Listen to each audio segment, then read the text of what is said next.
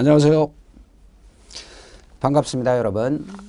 형사소송법 기본 강의를 시작할 텐데요. 먼저 첫 시간이기 때문에요. 첫 시간은 오리엔테이션을 겸해서 형사 절차가 어떻게 진행되는지 그런 거에 대해서 개관을 좀 하고 시작을 하겠습니다. 본격적으로 진도를 나가기 전에요. 형사 절차가 어떻게 진행되는지 하는 것들, 그런 것들을 좀 보고 시작하겠습니다. 그러면 형사소송법이라는 과목은 법학 과목입니다.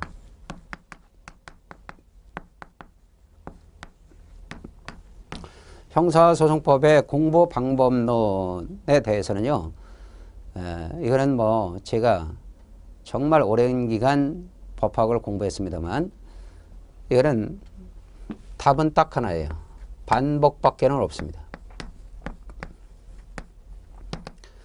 계속 반복을 하셔야 돼요. 그러면 형사소송법을 공부하실 때 물론 뭐 제 강의를 듣는 분들은 처음 시작하는 분들이 주로일 것이라고 판단을 하지만 또 강의를 이제 기본 강의를 좀 듣고서 보다 더 기본 강의를 이미 듣고서 또 듣는 분들도 있으리라고 봅니다. 그런데 이 처음 공부할 때 습관이 잘 들어야 되거든요. 반복을 하셔야 되는데요. 반복을 하기 위해서는 속독을 하셔야 됩니다. 책을 빨리 읽으라는 거죠. 자꾸 있죠. 지엽적이고 세세한 부분을 암기하려고 그러고 고민하고 그렇게 나가다 보면 이거는 더뎌지게 되어 있습니다. 그러면 암기 방법은 교과서에 요소에 필요한 암기 방법이 다 들어 있습니다. 그러면 암기 방법을 제가 나중에 강의하면서 전달을 해드리는데요. 거기서 필수적으로 우리가 암기하셔야 될 거에 대해서는 필수적으로 암기하시라. 그런 말을 합니다. 암기 방법은 교과서에 암기 해가지고 103-1까지 수록되어 있습니다. 그러면 다시 1, 다시 2 뭐 이런 것까지 하면 120개 정도가 됩니다. 그런데 여러분이 보면 굉장히 많지 않습니까? 120개를 다 암기해야 된다는 건 아니고요. 이 암기 사항을 그렇게 정리해 놓은 겁니다. 그 중에서 필수 암기 사항만 암기하시고 나머지 사항들은 이렇게 내용을 보시면 되겠습니다. 그러면 이거 암기 사항은 고민 없이 암기하십시오. 고민 없이 이런 것들은 암기하시고 이 암기 사항 요거 이외에 나머지 사항 있죠. 이런 철저히 이해 사항입니다. 이해식의 공부를 하시기 바랍니다.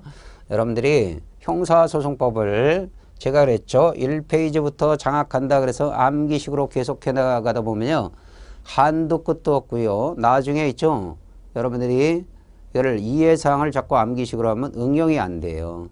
그래서 시험 보기 전에 마음이 굉장히 공허해집니다. 그렇게 돼버리면 시험 직전에 정리를 안 하고 들어가면 정말 나중에는 큰이죠. 여러분들이 시험장에서 아주 그냥 완전히 멘붕 상태가 될 수가 있어요. 그렇기 때문에 나머지 사항은 여러분들이 철저히 이해식으로 하시고요. 그리고 형사소송법을 속독을 하라 해서 속독 1변도로만 하면 되는 게 아닙니다. 여러분들이 중간에 한 2회독 또는 3회독 후에는 정독을 한번 거치셔야 된다 하는 말씀을 꼭 드립니다.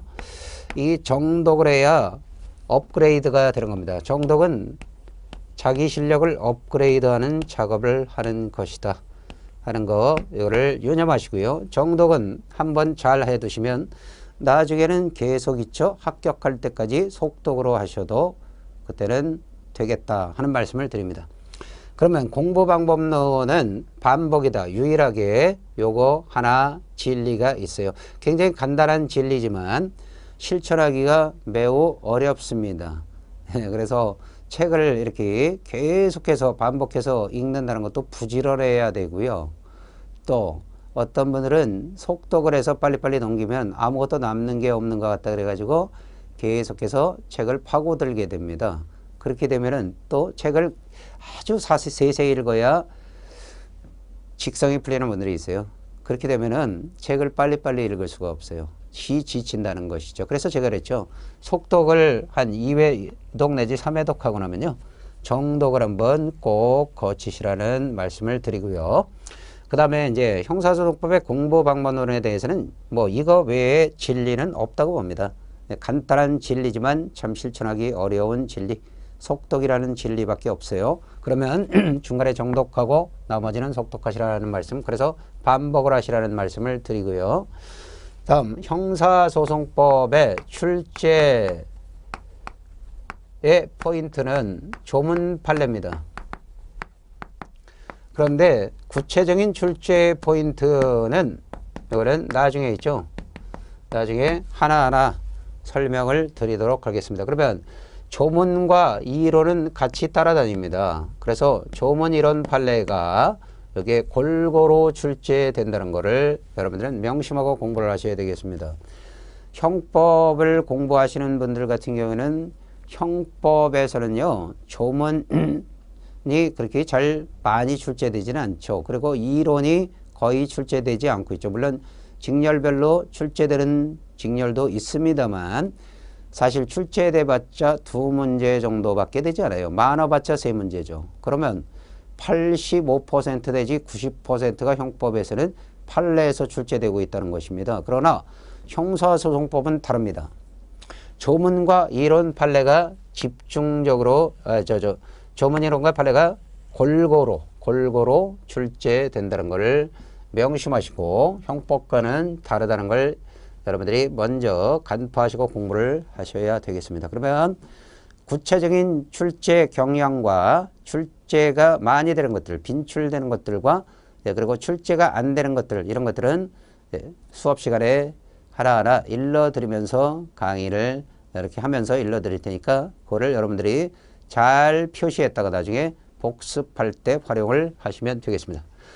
그러면 간단하게 이렇게 공부 방법론 아주 간단한 거 하나, 그리고 형사소송법 출제가 어떻게 되느냐 하는 것들, 출제 포인트 이런 것들에 대해서는 이제 구체적으로 강의 시간에 말씀드려야 되기 때문에 일단은 이렇게만 말씀드리고요. 형사소송 절차에 대해서 한번 보도록 하겠습니다. 자, 형사소송 절차는 어떻게 진행되느냐. 형사 절차입니다. 우리가 형사소송법을 공부하면서 첫 시간에 있죠. 기본적인 용어를 제가 형사 절차가 어떻게 진행되는지 요거를 설명드리면서 기본 용어를 설명드리고 그 다음 시간부터 이제 진도를 나가게 됩니다. 이 형사소송법이라는 거는요, 형법을 적용 실현하기 위한 절차법이에요. 형법을 적용해서 실현하기 위한 절차법입니다. 그러면 형법을 적용 실현하기 위해서 뭐가 필요하나요? 형법을 적용 실현하려면 형사 절차가 필요하게 됩니다. 여러분들이 형법을 적용 실현하기 위해서는요, 형사 절차가 필요합니다. 자, 형법에서는 뭘 규정해 놓고 있냐면요, 이 형법에서는 범죄와 형벌을 규정해 놓고 있습니다. 어느 것이 범죄이고 그에 대해서 얼마만큼의 형벌을 가할 것이냐, 이거를 규정한 거예요. 그러면 범죄에 대한 효과로서 형벌을 규정한 것입니다. 그래서 형법에 보면은 250조 1항에 살인죄가 있습니다. 이 살인죄는요, 사람을 살해하면 사형 무기 5년 이상의 유기징역에 처한다 그랬어요. 그러면 사람을 살해하면 범죄가 된다는 거예요. 사람을 살해하면, 살아있는 사람을 살해하면 범죄가 된다는 거예요. 그러면 이에 대해서 형벌을 가하는데 사형 무기 5년 이상의 유기징역에 처하게 된다는 겁니다. 그러면 이 세 가지 형벌 중에 하나를 선택해서 부과하게 된다는 겁니다. 그러면 살인사건이 발생됐습니다. 살인사건이 발생됐는데 갑이라는 사람이 범죄 의심이 있어요. 수사기관이 봤을 때 범죄 혐의 있다고 판단이 됩니다. 그러면 갑에 대해서 바로 형법을 적용해서 바로 그냥 이거 사형 무기 5년 이상의 유기징역 재판도 없이 이렇게 처하면 난리 나겠죠, 여러분. 형사소송이라는 건 무서운 소송입니다. 사형을 부과할 수도 있어요. 그래서 사람을 죽일 수도 있어요. 국가가. 그러면 국가가 형벌로서 사람을 죽였을 때 그때 범인을 제대로 극악무도한 범인을 죽이는 것은 정의의 실현 차원에서 그거는 합리화가 될 수 있습니다. 그러나 문제는 있죠. 무고한 시민을 죽이게 됐다 그러면 국가가 살인을 하는 결과가 돼요. 그래서 무서운 소송이죠. 그렇기 때문에 갑이라는 사람에 대해서 범인인지 여부를 밝히기 위해서 수사를 해야 됩니다. 그러면 갑이라는 사람이 범인이냐? 살인사건이 발생했는데 갑이라는 사람이 범죄에 혐의가 있다고 의심이 갑니다. 그러면 일단은 그 사람을 수사를 해야 됩니다. 그러고 나면은 수사하고 나면은 재판을 거쳐야 돼요. 공판 절차라고 합니다. 검사가 공소 제기해서 공판 절차를 거쳐서 그 다음에 재판이 확정되어야 유죄 판결이 확정되어야 교도소에 수감시켜서 이 사람의 형벌을 집행할 수 있는 거예요. 유죄 판결이 확정돼서 만약에 징역 5년이 확정됐다 그러면 교도소에 5년 동안 감금시켜서 형벌을 부과할 수 있게 되는 것입니다. 그러면 여러분 수사를 거쳐서 재판을 거쳐서 나중에 있죠. 유죄가 확정되어야 드디어 갑이라는 사람을 처벌하는 것이죠. 살인사건이 발생됐다. 갑이 범죄 혐의가 있다고 의심된다. 바로 처벌할 수 없습니다. 그렇기 때문에 필요한 게 형사 절차입니다. 그러면 이런 형사 절차를 갖다가 미리 법률에 규정해 놓지 않으면 무슨 문제가 발생합니까? 자, 법을 운영하는 사람들에 따라서 있죠. 완전히 다른 결론이 나올 수가 있습니다. 한마디로 공정한 형사 절차가 이루어질 수 없다는 거죠. 그래서 형사 절차를 미리 법률에 규정해 놓은 겁니다. 그 규정해 놓은 절차법이 바로 뭐다? 이게 바로 형사소송법입니다. 그러면 형사소송법을 공부하려고 그러면 자, 갑이라는 사람이 A를 살해한 사건, 살인사건이 발생했다. 그러면 그런 때 어떤 절차에 따라서 결과적으로 이 갑이라는 사람이 범죄를 범했다. 유죄라는 게 입증이 됐다 그러면 이 사람을 어떻게 처벌할 수 있느냐 하는 절차를 구체적으로 형사 절차를 규정해 놓는 겁니다. 형사소송법에 그런 걸 규정해 놓는데요. 그러면 어떻게 진행되는지 한번 보도록 하죠. 살인사건이 발생했다. 범죄사건이 발생했다. 그러면 수사기관은 4사를 할 때가 있습니다. 4사라는 건 내부 조사의 약자입니다.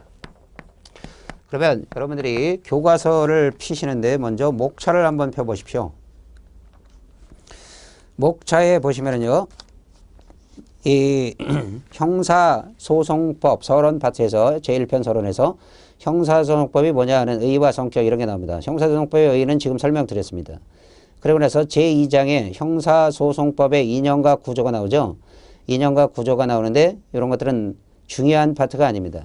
다음 소송 절차의 기본 이론에 관한 것도 중요한 파트가 아닙니다.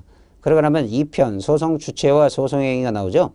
예, 여기서부터 이제 본격적으로 있죠. 소송 주체와 소송 행위부터 우리가 형사소송법을 공부하기 위해서 필요한 기초 지식을 쌓게 됩니다. 그러고 나면 제3편 수사와 공소가 나옵니다. 여러분 제3편 수사와 공소에서는요. 이 수사로 절차로 들어가기 전에 있죠. 여기서 수사 파트에 보면 내사라는 게 나와요. 나중에 이거를 보게 됩니다. 그런데 내사라는 건 수사기관 내부에서 조사한다는 거예요. 내부에서 조사한다. 그러면 내부 조사는 뭐냐? 갑이라는 사람이 범죄 혐의가 있는지 유무를 조사하는 거예요. 수사기관이 있죠. 예. 갑이라는 사람을 피내사자로 해서 범죄 혐의가 있는지 유무를 조사를 하는 걸 내사한다 그럽니다. 그러면 내사는 이거는 필수 절차가 아니에요. 내사는 필수 절차가 아니다. 그렇기 때문에 형사소송 절차에 이 내사를 넣지 않습니다. 그러면 범죄 혐의 유무를 조사하는 내사 절차를 거치는 경우도 있고 거치지 않는 경우도 있다 하는 겁니다. 그러면 내사 절차를 받고 있는 갑이라는 사람은 내사를 지금 받고 있으면 그 사람을 우리는 피내사자라고 합니다. 이거를 여러분들이 지금 목차에 수사와 공소 있죠. 목차에 보면 제3편 수사와 공소 있죠. 그 위에다가 좀 써놓으세요. 그래가지고 목차에다가 지금 제가 설명드리는 걸 써놓고요. 나중에 있죠. 네, 그런 것들을 형사 절차가 이렇게 진행되는구나 해서 틈틈이 있죠. 그쪽 부분을 보고 공부를 하시면 기선을 제압하고 공부하시는 겁니다. 그래서 간단하게 형사 절차가 어떻게 진행되는지를 여러분들이 기선을 제압하고 공부를 시작하게 된다는 겁니다. 그렇기 때문에 나중에 공부하기가 편해져요. 좀 더 수월해져요. 그러면 피내사자를 용의자라고 합니다. 용의자라고도 하죠. 여러분 언론에서 용의자라는 말은 많이 씁니다. 경찰이 용의자를 쫓고 있다. 용의자를 수색하고 있다. 뭐 이런 말을 많이 쓰게 됩니다. 그러면 범죄 혐의 유무를 조사해서 범죄 혐의가 있다고 판단되는 경우가 있고 범죄 혐의가 없다고 판단되는 경우가 있죠. 그러면 내사 절차를 거쳐서 범죄 혐의가 피내사자인 용의자에게 범죄 혐의가 있다고 수사기관이 판단했어요. 그러면 뭐로 넘어가는 거예요? 이제 수사로 넘어가면 되는 거예요. 이때 갑이라는 사람은 뭐가 되느냐? 피내사자에서 갑은 피의자 지위로 바뀌게 되는 겁니다. 그러면 피의자라는 건 다른 말이 아니에요. 의심을 받고 있는 자예요. 의심할 때 의자입니다. 받을 피자죠. 피는 한자말로 받을 피자라고 합니다. 이거를. 그러면 의심을 받고 있는 자, 이 자를 갖다가 피의자라고 합니다. 그러면 의심을 받고 있다는 것은 수사기관이 갑이라는 사람이 범죄 혐의가 있다고 판단을 했어요. 그러면 어때요? 갑에 대해서 얘가 범죄 혐의가 있으니까 구체적으로 범죄 혐의 있다고 생각을 했기 때문에 구체적으로 갑을 수사하게 됩니다. 그러면 범죄 혐의 있다고 수사기관이 생각해서 수사의 대상이 된 자를 피의자라고 합니다. 피의자는 한마디로 얘기하면 수사를 받는 자를 피의자라고 하는 거예요.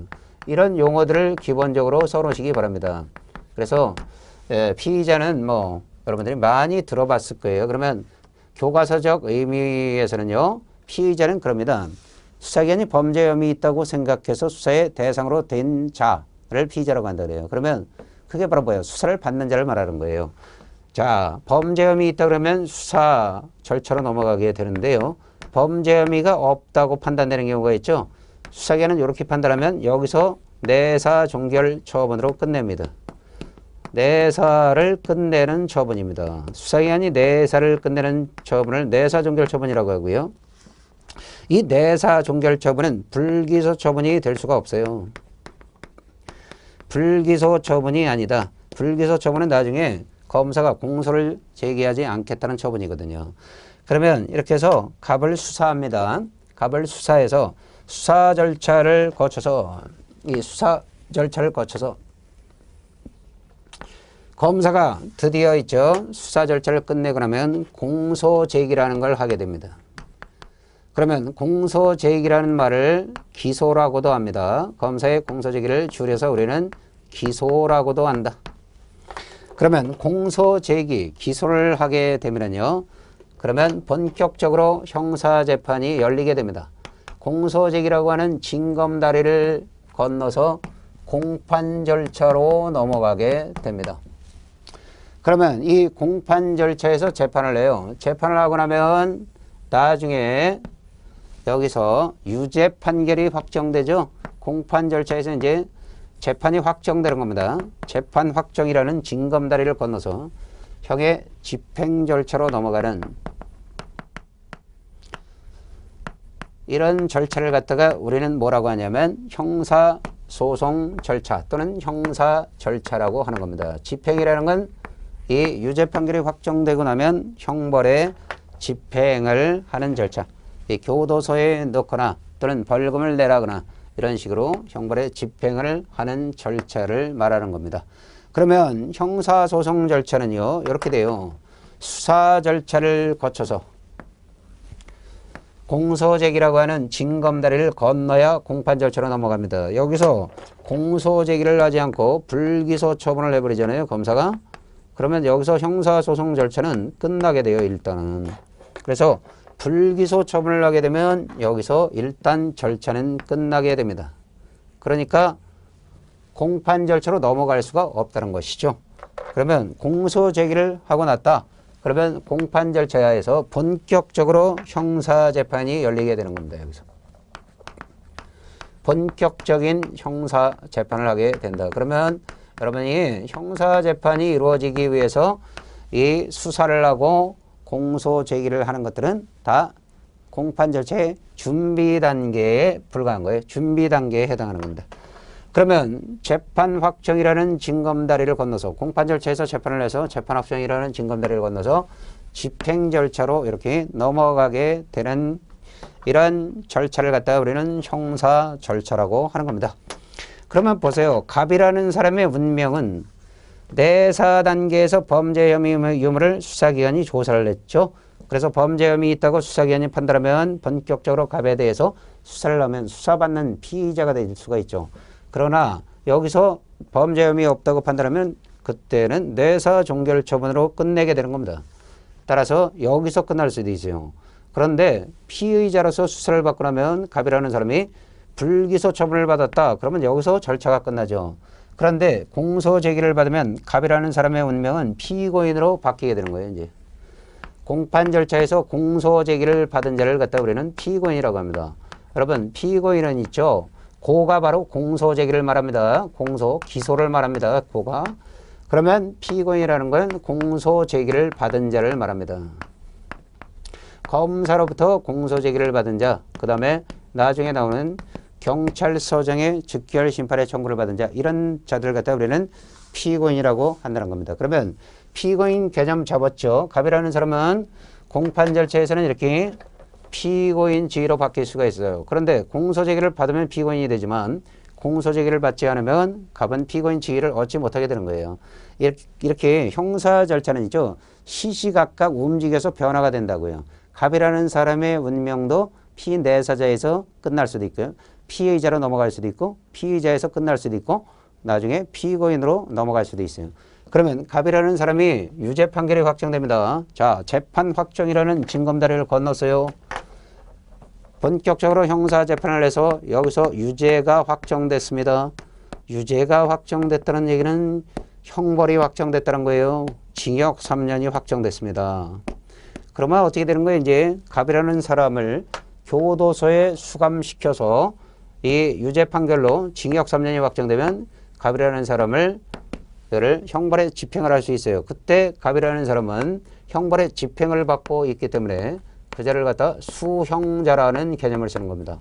수형자라는 건 다른 게 아니에요, 여러분. 받을 숫자를 쓰는 겁니다. 받을 숫자에다가 형벌할 때 형자입니다. 그러면 형벌의 집행을 받고 있는 자를 갖다 우리는 수형자라고 하는 거예요.